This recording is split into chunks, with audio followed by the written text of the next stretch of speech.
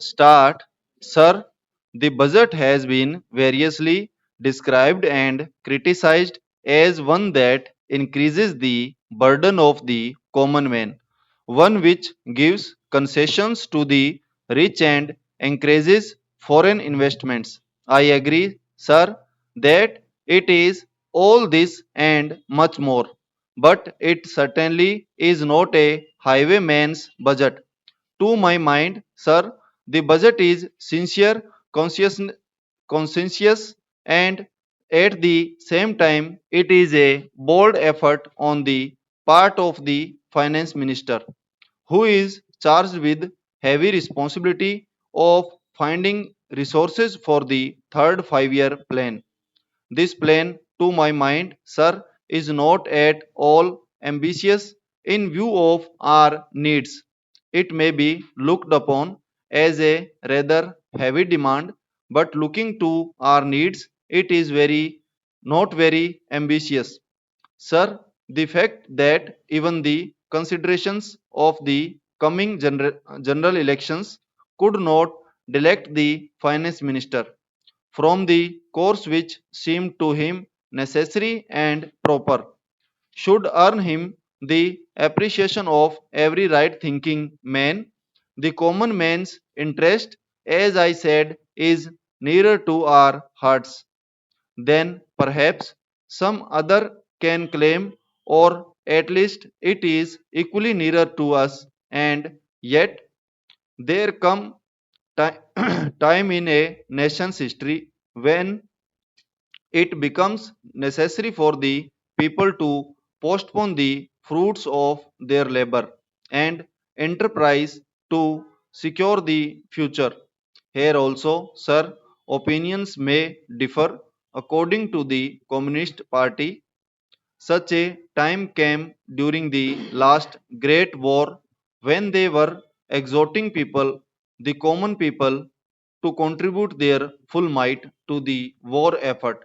According to us, however, sir, we are passing through such a time at the present moment, and I have no doubt that the common people are appreciate this position and will willingly tighten their belts, contribute their full might, and will surely return the Congress to power, having full confidence in the future and looking to a future where their posterity will be assured of a war, better social and economic order, who, sir, does not sympathize with the difficulties of the common man.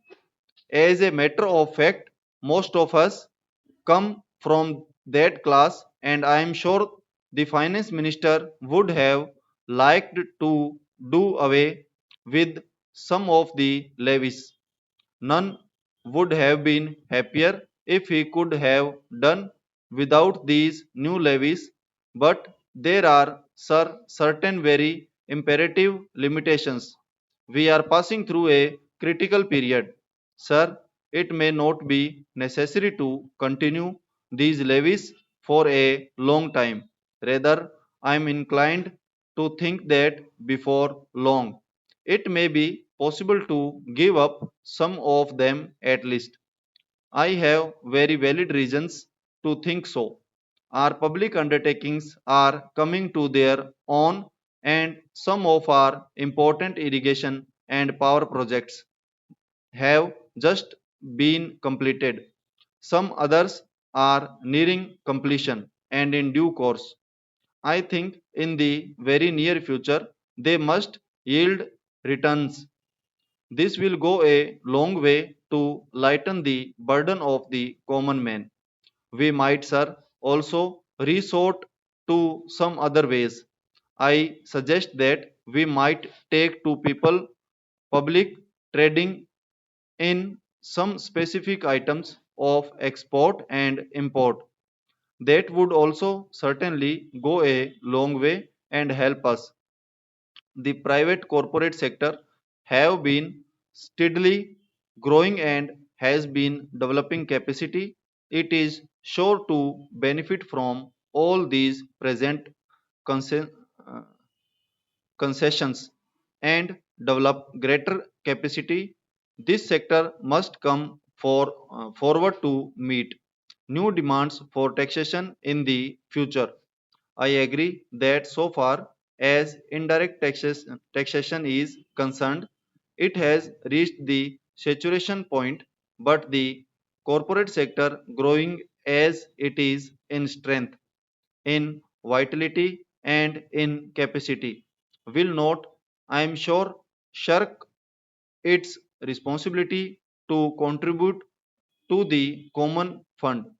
I wish, sir, the committee which had been appointed to go into where the additional national income had gone had entered upon its labors a bit earlier and had made its findings available to us.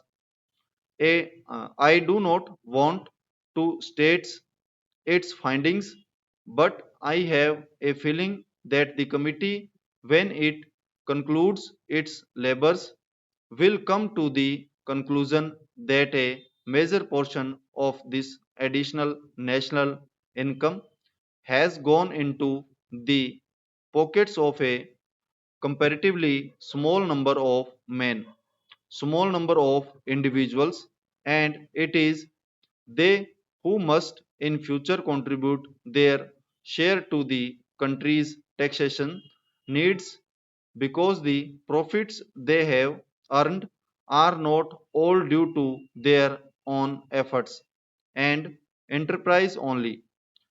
To a very large measure, they are the result of the economic policies of the government and due to certain other circumstances to which they need, did not contribute anything. Therefore, there is ample justification for the two taxes, the capital gains tax, tax and the excess profits tax.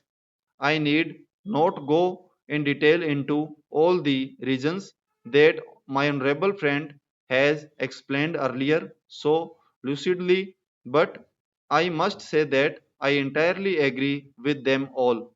Having said this, I would like to say a few words about allocations which have been made to the various ministries in the budget. Stop.